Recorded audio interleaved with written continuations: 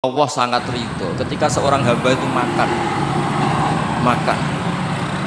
makan ketika sesuap nasi dia muji Allah, ketika minum seteguk nasi dia muji Allah. Itu kalau orang diridhoni Allah itu wali betul.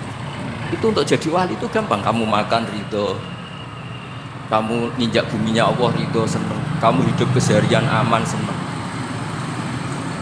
Nah ini supaya sampean kita semua ngaji betapa panduan Rasulullah untuk menggapai ridho Allah itu banyak yang keseharian sekali. Saking kesehariannya banyak dalam hadis dan itu sahih. Nabi menyebut hal-hal yang keseharian. Hatta ma tas'alu fi fimra'atika, kamu punya uang kemudian istri kamu bisa makan, itu ibadah. Bahkan sebagian ibadah itu dicontohkan Nabi yang akhirnya diprotes sahabat, yaitu wa fi buti ahadikum shadaqah, kamu menggauli istri kamu itu ya sudah.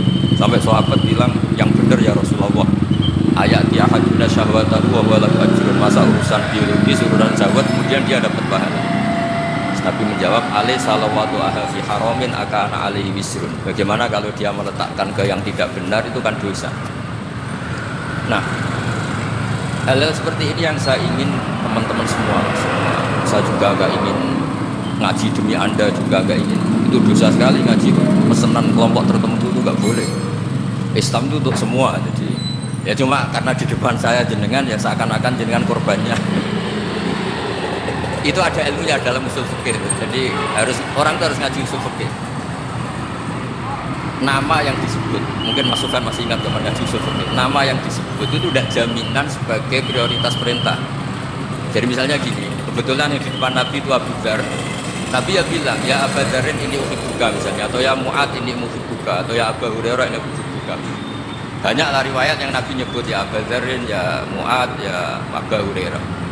Kemudian misalnya Nabi meneruskan khitab, ini uhibbuka, saya mencintai kamu, fakul dubur sholatin, atau sebagian riwayat disebut fala tada'anna dubura kulli sholatin Allahumma inni ala dzikrika wa syukrika wa husni ibadatik. Saya mencintai kamu, siapa saja, Mu'ad, Budar bisa sama. Saya mencintai kamu, mohon kalau habis sholat kamu jangan lupa wiridan Allahumma inni ala dzikrika wa syukrika wa husni ibadatik. Ya Allah, tolong kami permudah supaya mudah ingat Engkau. Anda tidak bisa mentang-mentang, nama saya Parmin, nama saya Purnomo, itu yang diperintahkan Mu'ad. Jadi yang disebut satu, tapi khitab itu untuk siapa saja. Saya teruskan. Jadi saya mohon semua kita melakukan kebaikan itu, kalau dalam kaidah fikih disebut al yakin la yuzalu bisyak. Banyak kebaikan yang kebenarannya itu 100%, tidak punya efek samping ke pihak lain, ke kelompok lain, ke komunitas lain. Itu tadi misalnya Anda makan dan itu murah sekali, hanya butuh satu piring, setiap punyaan kamu muji Allah, setiap minum kamu muji Allah. Itu redaksinya Rasulullah SAW disebut Allah sangat ridho ketika seorang hamba makan kemudian dia memuji Allah, atau minum kemudian dia muji Allah. Logikanya gampang, negara seperti ini yang kamu harapkan bentuknya kayak apa, mertua, ipar, komunitas, tetangga, itu nyata terjadi, itu kan belum pasti. Sementara yang mesti terjadi adalah kamu butuh makan, kalau tidak mati, butuh minum, kalau tidak mati, butuh bumi yang nyaman ditempati, kalau tidak kita juga mati. Sebab itu Allah kalau menyebut nikmatnya itu hal-hal yang keseharian. Alladzi at'amahum min ju'. Allah itu siapa? Allah itu yang menciptakan kamu bisa makan, tidak berlebihan. Allah itu yang menciptakan kondisi sosial itu ideal. Zaman Nabi itu ya ada orang munafik, orang-orang pilihan Allah itu juga diuji orang sekelilingnya yang macam-macam. Siapa nih yang lagi ngalamin masalah kayak nyeri tulang dan sendi, kesemutan di tangan dan kaki, pegel-pegel di bahu dan leher, radang sendi, degenerasi sendi, atau nyeri di seluruh badan? Semua diuji sesuai konteks zaman dan waktu. Nah, tapi ada ibadah-ibadah yang selalu disarankan Nabi. Sampai Nabi itu pernah ditanya, ayat Islam ya khairun ya Rasulullah, Islam terbaik itu gimana? Jawabannya Nabi itu unik, kit'amu to'am, Islam terbaik itu ya makan-makan, jangan santai-santai. Ketika Allah menyebut beberapa kebaikan, falak tahapal aqobah wa ma adrokan Allah wal aqobah. Terusannya apa? Fakku rokobah. Terusannya apa? Aukit amun fiyaumid di masubaya, atau acara makan-makan itu juga Islam. Kenapa? Ya bayangkan kalau tidak ada makanan kita mati kan. Kondisi sosial tidak ideal tuh Anda masih nggak apa-apa. Tapi kalau Anda tidak makan, Anda tidak minum. Kamu punya istri cerewet masih bisa hidup, punya mertua cerewet masih bisa hidup. Tapi kalau tidak makan bisa. Berarti penting mana istri sama makan? Penting mana? Makan. Semoga istri Anda dengar. Nanti kamu disuruh makan tapi pulang kan? Itu kalau dibahasakan makan masih memahami. Penting mana nasi satu piring dengan istri. Gak ada nasi mati, gak ada istri belum mati. Penting mana? Gak berani jawab kan? Ternyata Anda ada garang kan di depan istri. Jadi saya mohonlah, mungkin Mas Sufyan Sauri tadi yang bisa bantu teman-teman tuh ngaji yang keseharian saja. Karena kita nyari ridho Allah itu berdasar firman Allah. Dan firman Allah itu menyebut keseharian itu yang gampang. Itu tadi misalnya wa min ayatihi manamukum billaili wan nahar. Termasuk ayat-ayat Allah itu kamu tidur. Maka dulu itu ada guyonan, ada tokoh Mu'tazilah, kelompok dalam Islam yang berpikir manusia itu bisa menentukan ikhtiarnya sendiri. Karena saya bisa duduk, ingin duduk, ingin berdiri. Karena kelompok ini nggak terima kalau semua kehendak Allah, nanti bagaimana kalau semua kehendak Allah kok ada hisab, ya ada sanksi. Lucunya itu dia akhirnya, ini cerita ya, mencintai seorang perempuan cantik sekali. Dan itu dia menjadi ahli sunnah itu oleh hal-hal yang sepele. Karena istrinya cantik. Ya namanya suami istri hubungan intim. Terus ditanya, Mas masih ingin lagi? Masih. Silahkan diulang lagi. Wah ya tidak bisa. Katanya manusia bisa menentukan yang diinginkan. Itu tobat itu. Itu nggak bisa ditobatkan Mas Sufyan Ats-Tsauri. Orang cantik yang mudah nobatkan orang itu orang cantik. Segampang itu. Akhirnya kita tahu, makanya kalau dalam kitab hikam disebut al-aqil mayyakul madza yaf'alu wal ghafil mayyakul madza af'al. Orang yang punya akal karena sadar ini wilayah Allah, semua milik Tuhan, itu dia tiap hari berpikir besok Allah akan melakukan apa terhadap dunia ini. Kamu merencanakan sesuatu, mau bersih ternyata gempa, mau wisata ke Rusia ternyata perang, kamu tidak pernah tahu apa yang akan terjadi besok. Wa ma tadri nafsun madza taksibu. Tapi anda semua kita ini sering punya jadwal permanen. Makanya saya kalau diundang siapa saja bisa tetap itu. Yang jelas Gus ini acara penting. Kalau saya acara penting nak pangeran ngersakno kowe piye? Kowe ape dadi pangeran kok kok mau jadi Tuhan. Itu kadang ya kiai. Penting Gus acara ini jenengan harus memastikan bisa. Kamu tuh yang ngajarin tauhid sesuatu itu dia tidak kok bilang-bilang apa pasti. Kalau saya terus tak tobatkan. Ya kalau gitu Gus bilang insyaallah. Wah itu hati saya, fisik saya, roh saya sudah bilang insya Allah. Tidak usah kamu latih. Nah hal-hal tauhid keseharian itu gampang sebetulnya.